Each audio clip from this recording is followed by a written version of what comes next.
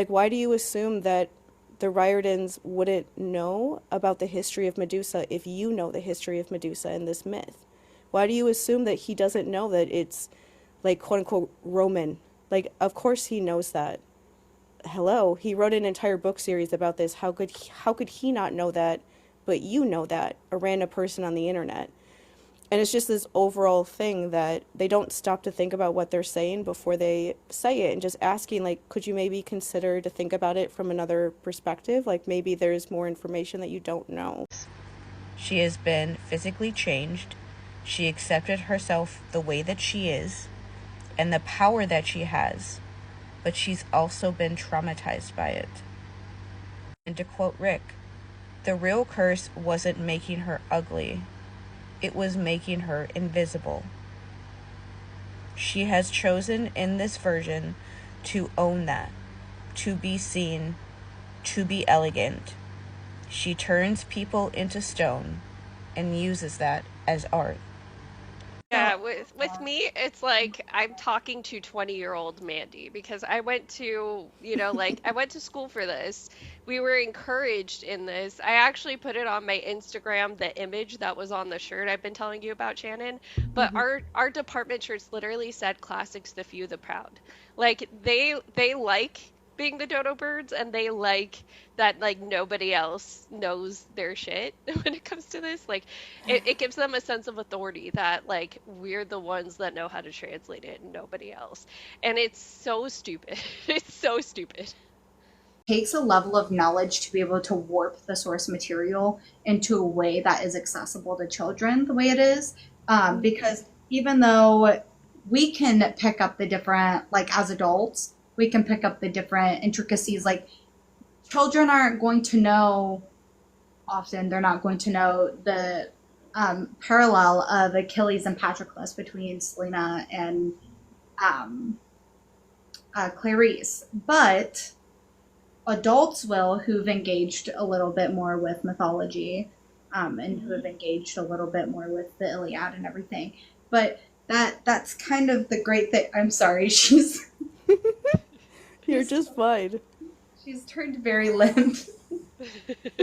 The entire video was basically saying, well, because he went to school and then became a teacher and didn't spend the rest of his life trying to suck up to people in the scholarly world, it means that he doesn't know what he's talking about, and he doesn't know anything about these myths, and he can't be trusted, and he's not actually an expert at what he says he is. And it's just like, not everybody wants to sit in a room like reading a book written by somebody in France who's now dead about Yep. these stories, and making it very like just myopic and boring. Like the way she talked about, like, oh, he picked the Medusa myth because it was the most popular. And it's like, no, he picked that myth because of the character Percy Jackson. He picked the myth about Medusa being a victim because he was trying to show that Poseidon is a horrible person. And the myth of Medusa, and especially having Medusa feel sympathy for his mother, and feeling like his mother is also like a victim of Poseidon, like she was, that's like what he was trying to do. That's why they picked that version of the myth, not just because it's the easiest one. And it's just like this idea of like expecting that he picks the myths that he does just because it's the easiest, so he doesn't have to think about it. Athena was everything to me. I worshipped her. I prayed to her. I made offerings. She never answered. I wasn't like you, sweetheart. I was you. In silence. But then one day, another god came and he broke that silence. Your father. But then Athena declared that I had embarrassed her and I needed to be punished. Not him. Me. She decided that I would never be seen again by anyone who would live to tell the tale. But they only want what all police want. They want us to blame ourselves for their own shortcomings. That is not what happened. It sucks because it's like you should be talking about this. We should all be talking about we should all be talking about the fact that the reason this part of the myth this version of the myth and even the feminist spins on the myth have happened is because sexual assault survivors don't have any autonomy. Like, they don't feel like they do. And so being able to say, oh, I don't even want you to look at me, so I'm going to turn you to stone if you look at me wrong. Like, it's a superpower. It is. And And well, yeah. I think the thing too about it is just how I think. There are things that I see like literally every day that remind me of like what these different myths are based on. Like I see videos from people every day of people who are talking about, being abused and trying to figure out how to like continue on with their life. That reminds me of Medusa. There was a story that we'll talk about later, like not right now, about a situation of a female influencer that absolutely like groomed and was sexually assaulting a child Yeah, in we're front of still looking everybody. into that. And like I remember that story because when I saw that video about it, I was like, yeah, that's absolutely what's happening, and people are just letting it happen because it's a girl doing it instead of a guy. And I knew that at the time and just like stopped paying attention to anything else about it because it was like too hard to like see it, knowing that that's what was going on. The victim recently came forward with his story, so people actually took him seriously, but he shouldn't have had to do that in order for people to just acknowledge what was very obviously happening. Yeah. But like when I see that sort of story, I'm like, yeah, that's Calypso.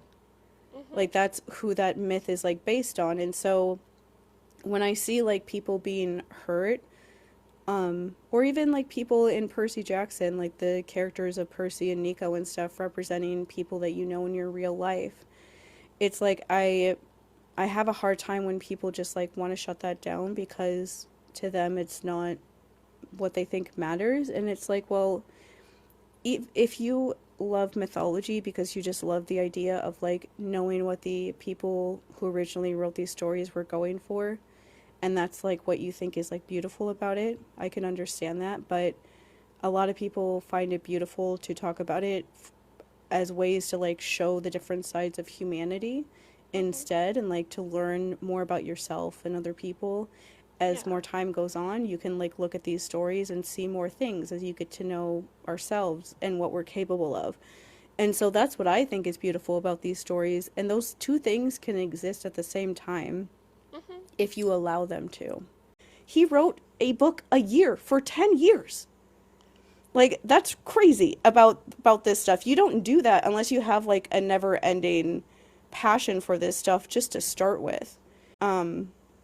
I guess the thing that I wish that people like that would admit is like, how many people are you in school with right now that wouldn't be there if Percy Jackson didn't exist?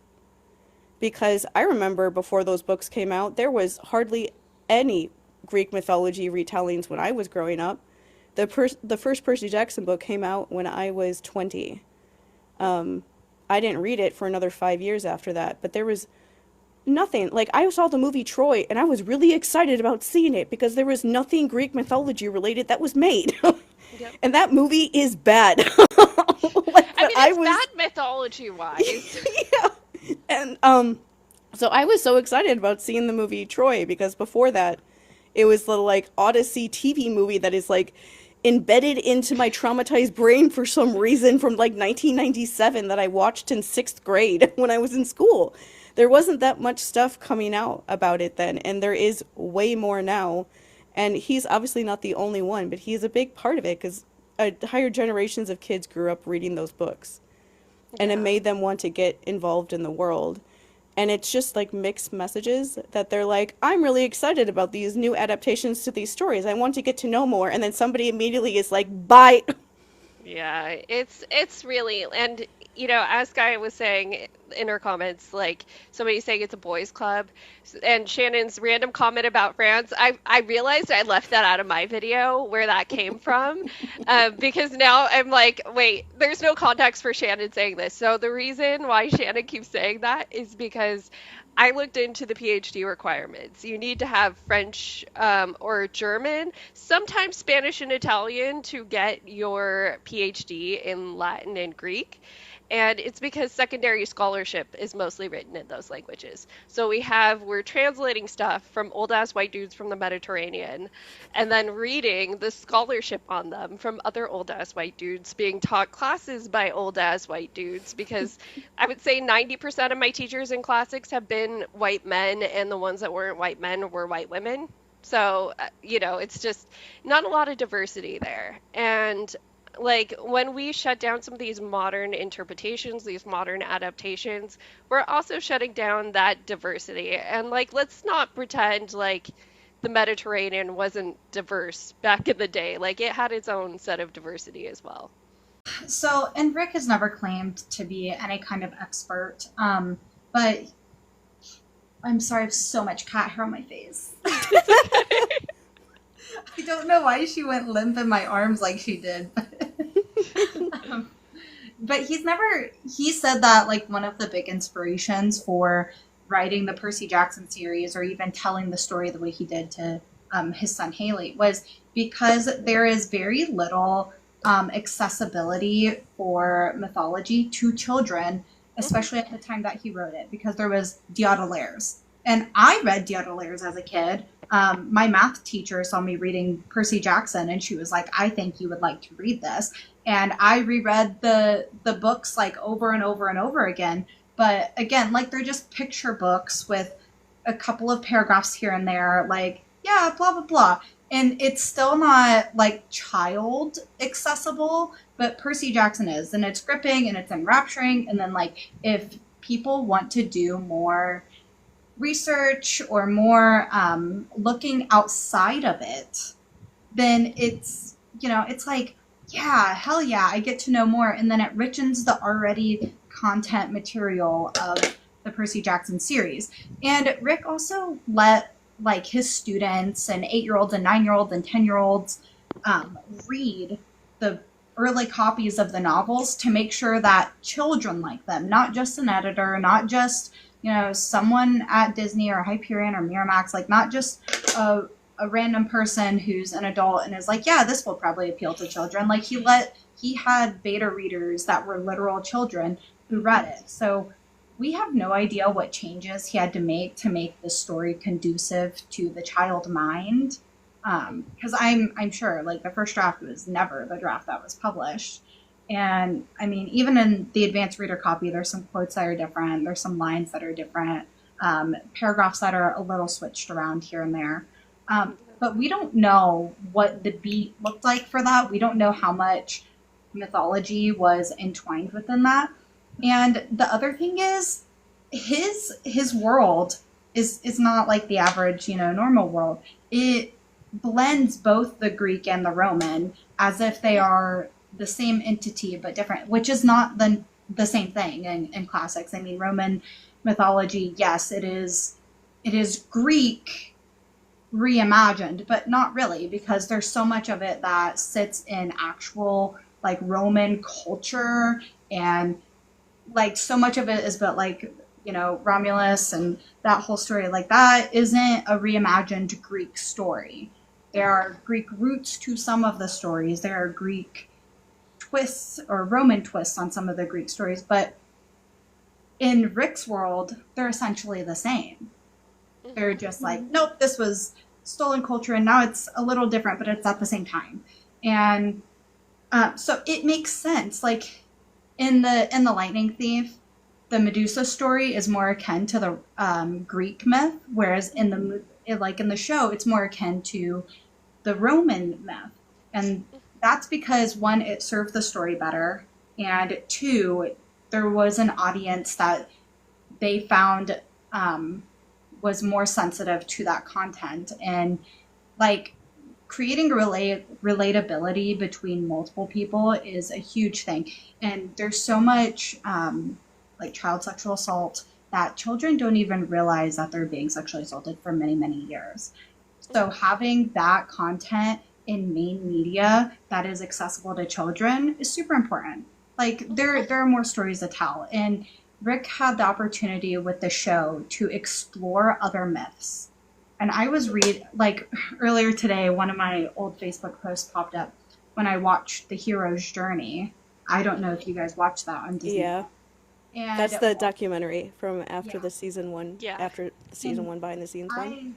I had posted in a Percy Jackson group on Facebook, and I was like, guys, I know you're upset about the spiders thing. I know you're upset about this and this change. And I was like, but Walker was really tired, like dead tired. He was talking about how tired he was. So, and Rick said if they can complete something in one day, then they'll make the changes to put less stress on the children to complete it in one day rather than do it multiple days just because these kids who are also going to school on set um, should be more lore accurate. Like, the books aren't lore accurate to the myths, and it's okay, like, because mythology is an adaptation as we learn and grow and connect to things.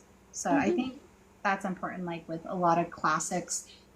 Yes, we can engage in the classics and we can be like, that is the true myth, but we can also be like, I really connect with this version of it because somebody reimagined it in a way that I have now re-understood certain parts of the myth that connect with me. So I don't understand a lot of that elitism within, I mean, I understand the elitism within the classics world. There's like an archival documentation that is necessary to continue that education and maintain those records, but also nobody is changing the original documents. Somebody is changing the story, Yeah. right? Like, it was already fan fiction. Like, all Greek mythology is fan fiction. All We of it just is fan decided fiction. that this fan fiction is more valid than this other fan fiction. It's I all think so that's the pedantic. funniest. That's the funniest thing in the entire world when they're like, "This is fan." You literally have a degree in reading fan fiction. That's fine. Like I could have one of those from how much I've read AO3. But that's what that is. The Bible is also fan fiction, by the way. You can get mad at me, but that's never not going to be true. Like no matter what you say, it's all fan fiction. That's fine. If it's fan fiction, there's nothing wrong with it. It doesn't mean that it doesn't have any meaning or belief or there's nothing beautiful or wonderful or amazing about it or that it shouldn't be protected the way that it is. But it's just Rick Riordan and Becky made this thing that was very much focused on children. And that is the priority for them still when they make the show, like you said, with them not wanting their actors to be exhausted because they recognize that they're actually children. Yeah. Even today, Becky was saying that they pick people to work on set that they know can work well with children because they don't want a documentary made about them one day in a bad way. And so they've actually learned things. They're not going to, and like the amount of times that Becky mentions asking the child actors, like, are you sure you're okay? They obviously know how tough this stuff can be. And they want them to be as okay as they can be. And it's a really nice, like, breath of fresh air, honestly, to find some people that have some sort of, like, position of some sort of authority that actually care about children. That never happens. And so I get so frustrated when people don't like them for very extremely pedantic, like, white supremacy centered reasons. Like, the original story has to be the best one because it came first. It was like, says who? This really fun subversion. His work is called The Metamorphoses because it looks at the metamorphosis of individuals. So Medusa's metamorphosis is from a woman into a gorgon. It's literally changing shape. That's the whole point of his poetry. It's all subverted myth. It's all changed. It's all whatever. Streaks of misogyny running through it because Ovid, it wouldn't be Ovid without misogyny in it. But, you know, that's why Ovid's story Is So the classicist who decided to make a huge rant against Shannon was talking about Ovid as a misogynist. And that's something I just like did not even get into in our Ovid like deep dive because in my opinion the people's reasons for saying that he is a little murky. And so it's usually because the people that say it are intense Athena lovers. And they don't like that his version of Arachne has Arachne winning and then Athena punishing her anyways. Or that we have this Medusa myth where she punished a survivor of something instead of the person doing it. And the other reason they'll say is because a lot of his stories focus on women's pain. Well, I mean, you think about like if you read, let's say, I'm trying to think who would be a good example, hygienists or Apollodorus, people who wrote libraries of mythology. And it's like they're, all of these different versions of the stories exist. They're written almost clinically. Like they're written like, okay, this person betrayed this person, and then we move on. But Ovid's the one who sat there and wrote a collection of stories of the girls left behind by heroes, and was like, this is what they felt in the moment that they got left. This is what they felt afterwards. These were the types of things they were worried about. And to me, that does not scream misogynist. That screams a man who recognizes that women are a lot of the times the victims in these stories, and they don't get treated like victims. Hmm. And so lending a voice to them. And I'm sure there's somebody with a degree that's going to be like, "Well, you're wrong because of blah blah blah blah blah." I don't care. Every time I read Ovid, I just find he's funny, that he does care about these things that are happening to the people in the myths a little bit more so than everybody else. And that is why I think that we in particular, like, we will always circle back to Ovid in a way, because it is the version that does that the best.